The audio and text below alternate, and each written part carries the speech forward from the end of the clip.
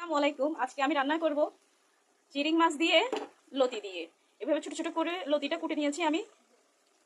আর এখানে আমি দিয়েছি পেঁয়াজ, রসুন একটু বেশি পরিমাণে দিয়েছি, পেঁয়াজও বেশি পরিমাণে দিয়েছি, আর গুঁড়ো মরিচ একটু ঝাল হবে, এই তরকারিটা একটু ঝাল হয়, এই জন্য মরিচের পরিমাণ একটু বেশি ছিল, আর হলুদ ছিল পরিমাণ মতো, লবণ দিয়ে আমি ভালো করে কষে নিয়েছি। এরপরে আমি এখানে চিংড়ি মাছটা ছেড়ে দিব। এভাবে করে আমাদের আসলে ফেনী নোয়াখালী অঞ্চলের মানুষরা এইভাবেই এটা খায়, এটা খুবই ওইখানকার একটা বিখ্যাত খাবার। আমার আম্মা কি করতো, আমার আম্মা সবসময় চিংড়ি মাছ লতি ভালো করে আপনার রসুন বেশি পরিমাণে দিয়ে কলা পাতায় মুড়িয়ে এরপরে আপনার তাওয়াতে দিয়ে দিত, তাওয়াতে বসে মৃদু আছে এটা হতো। এখন আজকে আমি আসলে অনেক চেষ্টা করেছিলাম কলা পাতা জোগাড় করার, কিন্তু কলা পাতাতে পাই নাই, যে কারণে আমাকে আজকে আপনাদেরকে এইভাবে করে দেখানো লাগছে।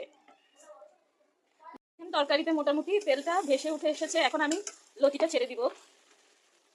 লতিটা ছেড়ে দিয়ে আমি আলতো হাতে এটা নাড়বো। এরপরে এখানে কাঁচামরিচ ভেঙে দিব আমি। দেখেন আমার লতি দিয়ে চিংড়ি মাছটা হয়ে গেছে। এখানে আমি ধনিয়া পাতা ছড়িয়ে দিয়েছি, একটু মাখা মাখা